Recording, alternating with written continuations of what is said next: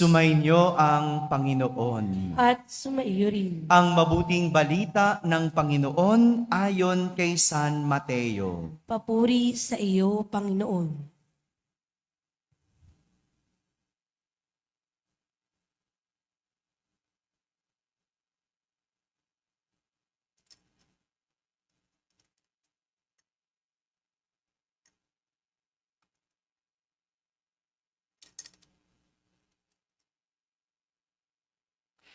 Ito ang lahi ni Hesukristo na pinagmulan sa angkan ni David, na mula naman sa lahi ni Abraham.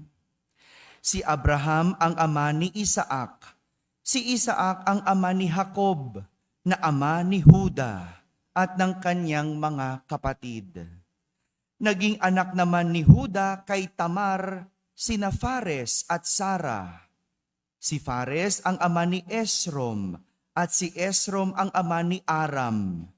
Si Aram ang ama ni Aminadab. Si Aminadab ang ama ni Naason na ama naman ni Salmon.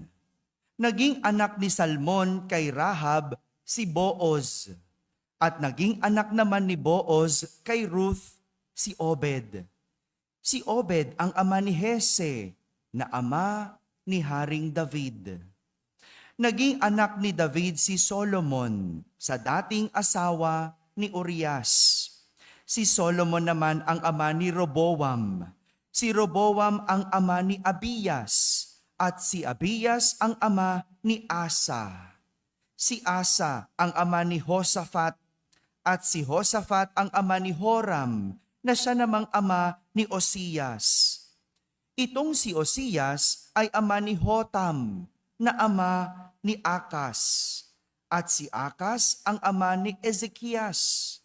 Si Ezekias ang ama ni Manases. At si Manases ang ama ni Amos, na ama naman ni Hosias. Si Hosias ang ama ni Jeconias at ang kanyang mga kapatid. Panahon noon ng pagkakatapon ng mga Israelita sa Babylonia. Matapos ang pagkakatapon sa Babylonia, naging anak ni Jeconias si Salatiel, na ama ni Zorobabel. Si Zorobabel ang ama ni Abuid, na ama ni Eliakim, at si Eliakim ang ama ni Asor. Si Asor ang ama ni Sadok, na ama ni Aquim. Itong si Aquim ang ama ni Elwid. Si Elwid ang ama ni Eleazar. Si Eleazar ang ama ni Matan, na ama ni Jacob. Si Jacob ang ama ni Jose, na asawa ni Maria. Si Maria naman ang ina ni Jesus, na tinatawag na Kristo. Sa makatuwid, 14 ang salinlahi mula kay Abraham hanggang kay David. 14 mula kay David hanggang sa pagkakatapon ng mga Israelita sa Babylonia. At 14 din mula sa pagkakatapon sa Babylonia hanggang kay Kristo. Mga kapatid, ang mabuting balita ng Panginoon. Pinupuri ka namin, Panginoong Hesukristo. Magsiupo po ang lahat. Isang magandang umaga po sa inyong lahat. Pakigising ang katabi, sabi mo, pinagpalang umaga. Kumpleto pa ba tayo? Kumpleto pa. No, sino yung magsisimula pa lang? Taas nga ang kamay. Parang kumpleto pa, no? Ikalawang Misa de Gallo. At nais kong simulan ang ating pagninilay sa isang kwento. Aking kwento sa umagang ito ay tungkol sa isang bata na isang araw nagtanong sa kanyang ina kung paano nagsimula ang mga tao sa mundo. Sumagot ang ina, "Anak, alam mo ba nagsimula ang mga tao sa mundo dahil nilikha ito ng Diyos. Nilikha ng Diyos sina Eva at Adan. At sila'y nagkaanak. At doon nagsimula ang pagdami ng tao sa kasaysayan ng mundo. Kaya nga, ang tao ay mula sa kawangis ng Diyos. Makalipas ang ilang araw, yung tatay naman ang tinanong.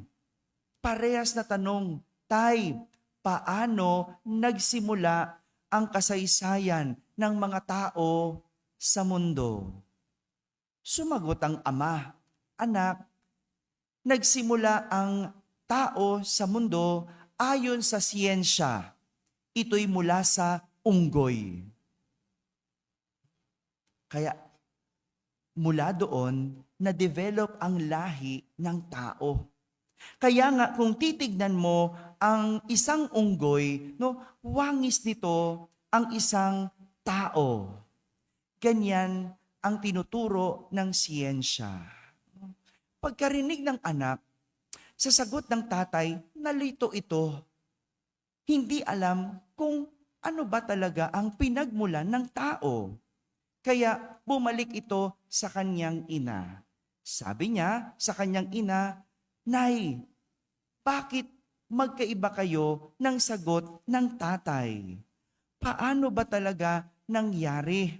Paano ba talaga nagsimula ang kasaysayan ng tao sa mundo? Sabi ng nanay, Anak, huwag ka nang magtaka. Yung sagot ko mula sa lahi ko. Yung sagot ng tatay mo mula sa lahi niya. Pakitingnan nga ang katabi mo. Kaninong lahi yan? Hello, ba't ayaw yung tignan? Ha? Ay bahala na kayo kung kaninong lahi kayo. Mula ba kayo sa wangis ng tao? Wangis ng unggoy? O wangis ng Diyos? Mga kapatid, narinig natin sa ating ebanghelyo ang mahabang listahan ng pangalan ng angkan ni Jesus. May natandaan po ba kayo? Hello. Anong pangalan ang natandaan ninyo? Lahat ng pangalang ito ay mula sa kasaysayan ni Jesus. Mayroong 3 henerasyon na salin lahi ang nabanggit at bawat henerasyon may 14 na nagpapalit-palit. Sa lahat ng ito, may 2 bagay akong nais pagtuunan ng pagninilay tungkol sa lahi at henerasyon ni Jesus.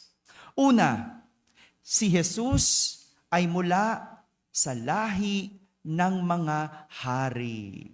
Sabihin nyo nga po, lahi ng mga hari. Nabanggit ang mga pangalang David at Abraham na kung saan ipinapakita na si Jesus ay nagmula sa lahi ng mga hari. Isang lahing maharlika at matuwid. Kapag sinabing maharlika, anong ibig sabihin? Hello? Ano ako na naman sasagot? Ito man mga to. Pag sinabing maharlika, anong ibig sabihin?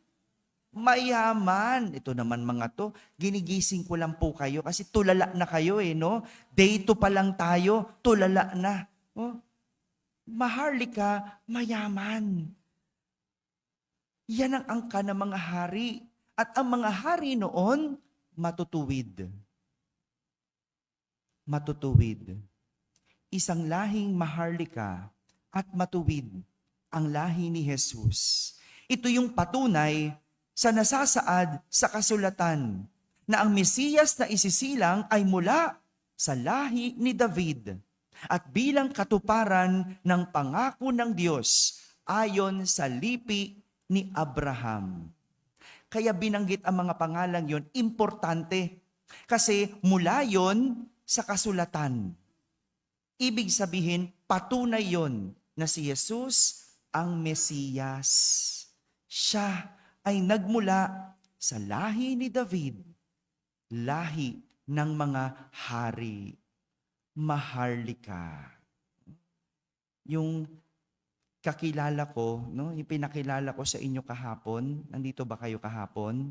Oh, yung pinakilala ko kahapon, di ba isang ina na umiiyak? No? Ba't umiiyak? Kasi malapit na siyang makulong. Bakit? Kontraktor. No? Kilala niyo ba yon? Parehas ba tayo ng kakilala? Umiiyak siya, di ba? Bakit? Kasi inaalala niya ang kanyang mga anak. Oo nga naman. Paano na ang kanyang mga anak kapag siya'y nakulong? Tingnan mo nga naman ang buhay, ano?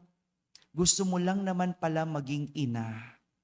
Pero bakit naging ganyan ang iyong buhay? Kayo po, ano pong gusto nyong maging? Hello, ako pa rin sasagot. Ha? Ano gusto nyong maging? Kung minsan, di ba, simple lang naman ang gusto natin, pero ano nangyayari? Nagiging komplikado. Gusto mo lang bumili ng payong, binili mo sa sakyan. Ang gulo, di ba? O, tingnan mo, tas ngayon iiyak-iyak. Gusto mo lang maging ina. Paano ba maging ina? Hello, ako pa rin sasagot. Ha? Kayo nakakaalam, di ba? Simple lang naman maging ina, pero bakit naging komplikado? Alam ko, ang isang ina gusto ibigay ang lahat para sa anak. Pero hindi lang ang lahat ay makakabuti sa anak. Tingnan mo, siguro nasa kanila ang lahat. No? Kung iisipin mo, ano kayang iririgalo mo kapag ganun ang nanay mo? No? Yung bumibili ng payong pero kotseng bibilin. No? Bibili ng kotse, iba't ibang kulay. No? Ano pa kaya ang pwede mong irigalo doon? Yung ibig sabihin, meron na siya lahat. Pero hindi ibig sabihin, meron kang lahat. Yun ay kailangan mo. Hindi ba? Paano ba maging isang ina? Ano ba ang gusto mong maging? Si Jesus mula sa lahi ng mga hari, lahi ng maharlika. Pero hindi nangangahulugan, yon ang kanyang naging kasinuhan. Lahi ba kayo ng hari? Mayaman ba ang inyong lahi? Si Jesus mula sa angkan ng mga hari. Pangalawa, na nais kong bigyan ng diin sa ating narinig na mahabang listahan ng lahi ni Jesus. Si Jesus ay mula sa angkan ng makasalanan. Sabihin nyo nga po, angkan ng mga makasalanan. Hindi perpekto ang lahi ni Jesus. Bagamat siya'y mula sa Diyos, hindi perpekto ang kanyang angkan. Dahil parte ng kanyang angkan ang mga taong naging minsan makasalanan at minsang sumuway sa Diyos. Katulad na lang ni Tamar. Si Tamar, isang Kanaanite na nakipagrelasyon sa kanyang biyanan. Tingnan mo, no? Karelasyon mo, biyanan. At hindi pa dyan natatapos. Si Rahab, isang prostitute. Si Ruth, mula sa tribo na sumasamba sa mga Diyos-Diyosan. At si Bathsheba, ang kabit ni Haring David. Tingnan mo, hindi ibig sabihin si Jesus ay Diyos, perpekto ang kanyang angkan. Dahil si Jesus nagmula rin sa angkan ng makasalanan. Nitong mga nakalipas na buwan, narinig natin ang salitang Nepo babies. Narinig nyo na po ba yon? Diba? No? Yung mga Nepo babies, ang tanong nga kasalanan ba ng anak ang kasalanan ng magulang? Hello? Ano sagot? Kasalanan ba ng anak ang kasalanan ng magulang? Kapag ang tatay ba may kabit, kasalanan ng anak? Kapag ba ang nanay ay magnanakaw, kasalanan ba ng anak? Kapag ang kapatid ay adik, kasalanan ba ng kapatid? Hindi, hindi ba? Pero kasalanan mo kapag ang magulang mo kinukonsinti mo, sinusuportahan mo. Kasalanan mo kung ang kapatid mo hindi mo sinasaway, hindi mo pinangangaralan, hindi mo pinagsasabihan. Hindi mo kasalanan ang kasalanan ng iyong angkan. Ano lang ibig sabihin? Pwede kang mamili ng iyong kasinuhan. Hindi mo kasalanan kung magnanakaw ang magulang mo. Pero pwede kang mamili ng iyong kasalukuyan. Oo, hindi ka magnanakaw dahil magnanakaw ang magulang mo. Pero kung ine-enjoy mo at alam mong ninanakaw ng mga magulang mo ang kinakain mo, aba, kasangkapan ka na sa kasalanan. No? Yun ang maganda dito no?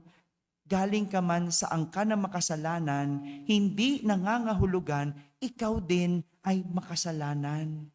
Dahil ang nais ipakita sa atin ni Jesus, pwede kang mamili ng iyong kasalukuyan at maging ang iyong kinabukasan. Dito natin mauugnay ang ating mga sarili. Sariling pamilya at sariling lahi. Iba man ang ating angkan, iba man ang ating pinagmulan. Pero ang maganda dito, pwede mong piliin ang iyong magiging kasinuhan. Hindi ka makakapamili kung sinong iyong magulang. Di ba kung minsan kapag galit ka sa magulang mo, nagtatampo ka sa magulang mo, ang sasabi mo, sana hindi na lang ikaw ang nanay ko. Sana hindi na lang ikaw ang tatay ko. Sana nga nakapamili ka. Pero hindi Hindi mo pwedeng piliin ang iyong angkan. Kung galit ka sa nanay mo, baguhin mong ugali mo. Dahil isang araw, pwedeng maging isa kang ina. Pwedeng maging isa kang ama. At yung kinagagalit mo, maaring ikagalit din ng anak mo sa iyo. Ang malinaw lang na binibigay diin sa atin, anuman ang iyong pinagmulan at kasaysayan, hindi yan ang iyong magiging kasinuhan. Kahit tsismosang nanay mo, hindi ka tsismosa. Tandaan nyo yan. Kahit ang nanay mo, pabaya, pwedeng hindi ikaw maging ganon bilang isang ina kapag dating ng araw. Ito yung regalo ng Diyos sa atin.